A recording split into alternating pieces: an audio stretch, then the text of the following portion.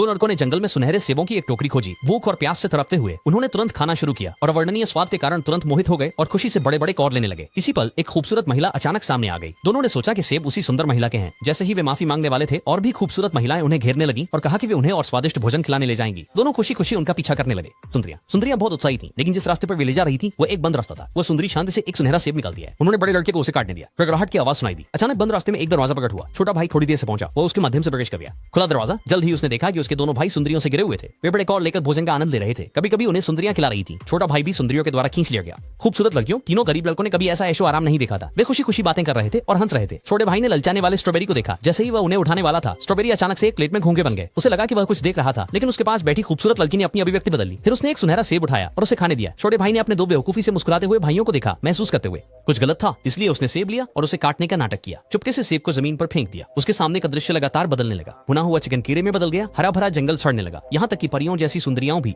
दुष्ट चुड़ैलों, अपने अनजान भाइयों को देखकर छोटे भाई को उल्टी महसूस हुई। वो मुस्कुराया और अपने भाइयों को वहां से जाने के लिए मनाने की कोशिश की। मोह में फंसे भाइयों ने सुनी नहीं। दूसरा भाई एक मरे हुए चूहे को काटने ही वाला था। छोटे भाई ने दोनों को जबरदस्ती खींच कर अलग किया। फिर एक एक को थप्पड़ मारा। फिर तुरंत जाग गया। जैसे ही चुड़ैलों ने उनकी जागरूकता देखी, उन्होंने पीछा किया और उन्हें रोकने की कोशिश की। सौभाग्य से तीनों गुफा बंद होने से पहले भाग निकले। वे अपनी खजाने की खोज जारी रखते रहे। अचानक छोटे भाई ने मदद की पुकार सुनी। वह इसे देखने के लिए दौड़ा। पता चला कि एक चुड़ैल की नाक फंसी हुई थी।